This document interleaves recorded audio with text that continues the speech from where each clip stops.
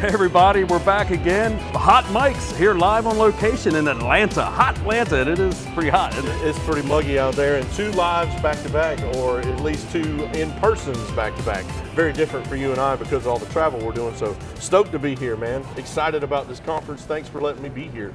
I'm only here because of you. So we were just talking offline, our good friend Jason Brozen's here, and we're saying, you know, what's really cool about these conferences is you start to identify folks that are like-minded and can help build, like, I always use the term, it's a little corny, a force multiplier. Yeah. But I mean, honestly, there's things that we can do collectively that can drive the industry forward. We just got to open up our arms and say, come on in. It's, you don't know what you don't know, and you don't know who you don't know.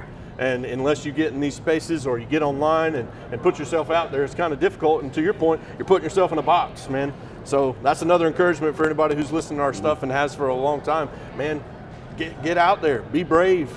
Take some chances, take some risks. You're not gonna hear safety guys say that, all right, when it comes to what we're doing in the field, but when it comes to networking, man, get out there. Don't miss out on an opportunity. You gotta grow, and it's uncomfortable, right? We all wanna be that guy that sits in the back of the room that doesn't have to answer the question, who isn't put in on the spotlight and everybody's looking at you and laughing and stump the chump. That's a lineman thing. Yeah, it's like we have that cooked in, so we have to kind of push through that and expose ourselves to be authentic, and you're not going to do anything until you're authentic. Right. And so you're going to do a session here today, and I've seen it a couple times, I think.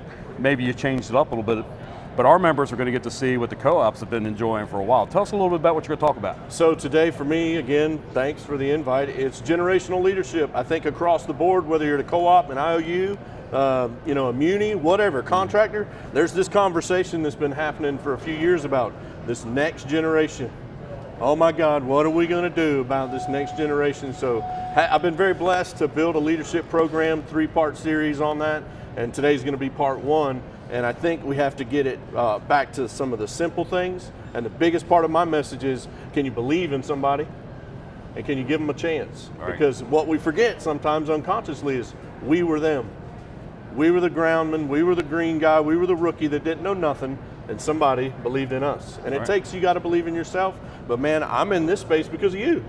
You allowed me to come here and be successful. So believing in others is a real thing. So we're gonna teach some history today as well. Dude, that's perfect, because when I think about the Hot Mics and our relationship, a lot of it got started in a conference like this one, and in a lobby type area where we are now, just saying, hey, let's do it, man. Let's get out in front of the people and tell our stories. I don't know, maybe 3 people watch this, maybe it'll be 50.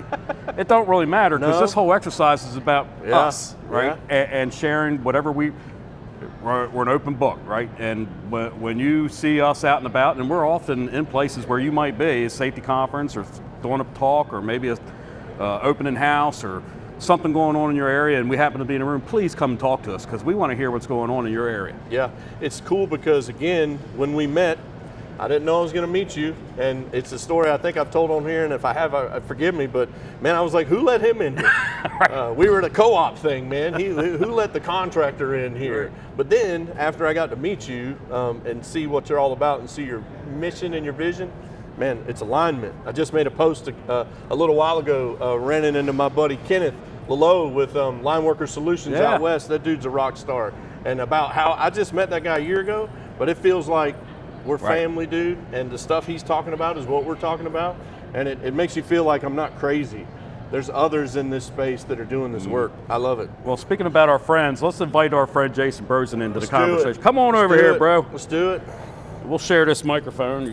Maybe you can share it. He's on your end. Got it, man. I got it. If you guys hang on this side of the table, let's go. Some high-tech rednecks. We're gonna share. I got us covered. Yeah. So, Jason, you're going to do a talk, right? And give us a basis of what your talk is and what you're hoping people take away from it. So my talk's at 11 o'clock today. We're doing a talk on complacency. That's kind of my shtick. That's why I was injured, got my arc flash accident, you know, and I love these events. Like you said, I was just listening to you guys. You know, it's a time where you can actually connect. You know, iron sharpens iron. You get us all in here, like-minded people. I mean, legitimately, I haven't met, it's 2 of my favorite people here, you know, I haven't met too many people that are as passionate about worker safety as you guys, right? And so it does my heart good to meet with these kind of people at these events, right? Because everybody is interested in the same thing, right? It's keeping everybody going home every night. 10 fingers, 10 toes, 2 arms, 2 legs, 10, etc. 10, 2 and 2. And so that's shout what out it's to all our good about. friend Ken Micah. Yes, sir. Yes, sir. Man. For those of you who didn't know, or most people do know by now, National Safety Director at NRACA passed away over 3.5, 4 weeks this Saturday, and that was his mission, man. That was a beautiful shout out. Got a bracelet here for 10, 10, 2 and 2. And tell me this, man, how many times do you leave these conferences and like we left the safety summit together, man, you're charged up. Yeah. You may be energized. battling some scheduling, your calendar's busy, life is heavy. You come here, you get recharged to go back out and complete the mission. Is that just me? No. Or is that everyone? Oh, 100%, yeah. 100%. Yeah, you leave out here, your glass is full, you're ready to hit the road, travel beat you up a little bit, but then you get to these and you're just like, yes, it's what it's all worth it, And how do you transfer that, right? So we have all this energy inside, we want to get out there, and we all are sort of like supporters of the industry, right? So we're not working for an individual company or co-op or whatever, right? We're supporting larger organizations or people out there that need things. How do we take what we get energized about and get the folks that are attending these conferences to take it back home and do something with it?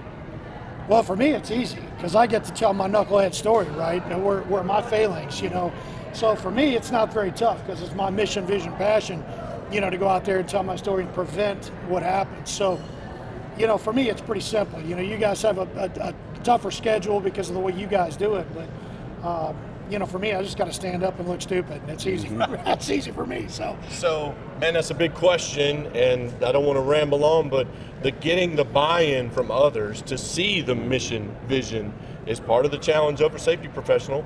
And so it's like encouraging to just hear one little win. If you hear one win off the road, if you hear one guy that, wants to tell you something, you're building trust that's going to establish relationships that takes it so far beyond compliance. So here's what I think is a challenge for me, man, celebrating little wins. Oh, we didn't see these numbers come crashing down to 0 because of what I did. You probably won't, but can you hear a guy that goes, man, I'm glad we had our gloves the other day. Man, I'm glad we had our one shot on the other day. I'm glad I had that R switch. Well, I'm glad I had my cover up. That's the wins I try to celebrate, man. Hear those things, and then when we hear them, celebrate them. Like as safety nerds, like we're always like, look, it could be 0. Well, look, there's 10 million went home today. Right. We don't talk about that enough. I had a CEO who told me, man, there's no parades for what doesn't happen. And so my mindset for leaving these places is just hear the one win. Take it small bites. It's going to build. We're making progress. Yeah, for me, it's excuse me. For me, it's about getting engaged, to be personally involved, and being as many places as I can be, just to be in the room. I always use an analogy. You drop an ice cube in a glass of water, it's going to change the temperature of that water to neutralize, right? So the more we can drop ourselves into these environments, soak it up, see what the temperature in the room is, see if we can have an impact on that temperature, and the more times you do that, you just kind of get everybody on the same page. Yeah. And men are simple creatures here, right? Here and so you showed. I'm sure you're going to unveil your hats later, but your wins, those hats, that's what it does. It celebrates those wins. And we get some of that affirmation, somebody recognizes that we're doing a good job. That pushes us to be better, man. So I love that. I appreciate it. And I had a lot of stuff happen this week, on the back end personally and spiritually that just overlap is crazy, right? Here's a crazy quote that I heard. And if you're out there listening, you're a safety professional, I want you to hear me too, because celebrating the wins is a good thing. But man, this quote knocked me off my feet this week. You as a leader may never sit under the shade of the seeds you plant. It's true. You may never see that, and that's okay. Because there may be somebody, like you said a minute ago, in 4 years that stumbles across this on YouTube, doom scrolling one day, and goes, man, that Jason guy, did you hear what he said? Man, listen, I'm serious. You may never sit under the shade of the seeds you plant. So, man, just keep going. Just keep going. There's people dependent on you to do the work. That's why we're here. And you know what, guys? You feel it in your bones when it's something you got to say. Yeah. When it's something that needs to be said, and sometimes we're reserved. Plant the seed, say it, get it out there. You never know what impact that's going to make on somebody. When they're in a pinch and they're trying to make a decision in real time, you know what? In the back of my head, I remember what I listened to when Jason was talking about his accident. I need to take personal responsibility for what I'm doing and how I'm approaching this work. And so, Jason, thank you very much for being here. Looking forward to your presentation. Appreciate it, brother. Yeah, you guys are awesome, man. Love it. That was pretty cool. Yeah. You guys are awesome. No, man, it's you, babe. It's you. Don't be me. Don't be that guy. Yeah, but don't look, be this guy. I want to be that guy a little bit. I could be that guy. Yeah, I want to be He him. gets a all little the bit. ladies, I think. Later, buddy. Yeah, so guys, look, we're at the NECA Safety Professionals Conference. What's really cool about the NECA Safety Show is we have the inside part of our business, the electricians that do commercial, industrial, electrical work, and we have the line side, the guys that are out there working on the utility systems out there. And we come together and it's a convergence, because guess what? One group's working the National Electrical Code and they're applying 70E, and one group's in NESC and they're applying some IEEE standards, some other standards. I guess we can work together on some of these things, and maybe there's not one answer. Maybe it's kind of like a patchwork of things that you can build into your program. Right? No, that's critical for identifying your need. What's your need?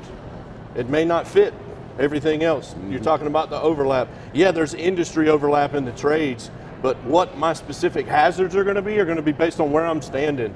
So that's perspective again. You know, the umbrella rules, the OSHA rules, what do we say in a lot of training? That's the what? Bare minimum. Minimum, that's right. You as a safety professional, as an organization, get to go deeper than that and understand your people, understand where they're at in that environment, and then what?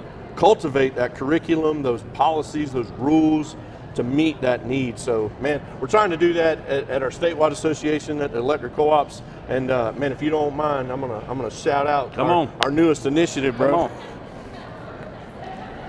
We'll be right back. All right, so this is something we just. I don't know if they're gonna see it. Oh, okay. Might have to hold it up. All right, these are some things we just unveiled again on behalf of the electric co-ops in South Carolina. Linemen love hats. Who doesn't love a hat, right? Of I course. like hats. But look now, at his head. You know I like hats. And I got too much hair to wear it now, but man, check this out. Again, this is something we're really excited about. We've been working on this little project for about 6 months. A hat, who cares? Can it be more than a hat? It can be. So we found a company that helps us customize these hats. So we made life-saving rule hats, dude. I got a glove hat. It's got my why written on the inside of it. So the last thing my boy sees when he throws it on the dash, the last thing he sees when he hangs it in the bin, before he puts that hard hat on with the glove on the side, is my why. Why do you do it? And so we're going to celebrate linemen that are wearing their PPE. We're going to celebrate linemen that know what their why is, not because the rules say so. So again, excited about this, man. We got a lockout, tag out hat too, talking about those rules again that you talk about that cross over these industries. And anybody can get this hat, you know, in the state of South Carolina, some of our co-op linemen, but these are earned. And hopefully what it's going to do is be a conversation starter. Yeah. Hey man, how'd you get the lockout tag out hat? Well, let me tell you. And now you get to share some of these things. So super excited about that. Thanks for letting me do a shout out. And this year later, we've got a grounding hat coming out, a cover up hat, and a tailgate hat. So excited about slick, that. Dude. Yeah. It's the little things, right? It's taking it the next step. Yep. And I love how it's a little cue to a guy, right? Right. It might be like a subliminal message. Like, Yeah. Why? My why. You know what? Let's wait till we get the equipment we need before we start. Yeah. You know what I mean? That kind of thing. Or have I checked my gloves today? When's the last time I checked them? Why do I check them? Do I check it because Starner said so? Or Micah's going to show up? And no, man. I got to check it for the real reason. That's going home, baby. Going home. Dude, I love it. So, guys, this is just a shorty here at the NECA Safety Professionals Conference. We may even be able to put one together in the future here like we traditionally do, but we've been moving and shaking, and we agreed early on, like, we're not going to get locked into formalities, right? If we can get together, we'll do one. If we can't get together, we'll do it when we can. Yeah. Because we're out there trying to do good work, which means we have to travel, which means we have to get in front of people, and we don't always have time to do one of these podcasts, but our hearts are always in it. Yeah, man. And I love you, brother. I love you too, dude. And we're going to travel this week. Yeah. Together. Next stop for us is going to be in Arkansas with the SAI Conference, Safety Southern Area Instructors Association. So excited to have you be a part of that. Chad Johnson and Ozark Electric Co-op is the host for that. It's a regional conference of cooperative safety directors and professionals. So, man, we're going to wrap up here, jump on a plane, and do it all again in Arkansas. Man. All right. Well, we'll see y'all. Tune in next time for Hot Mics. Thanks, guys. Later.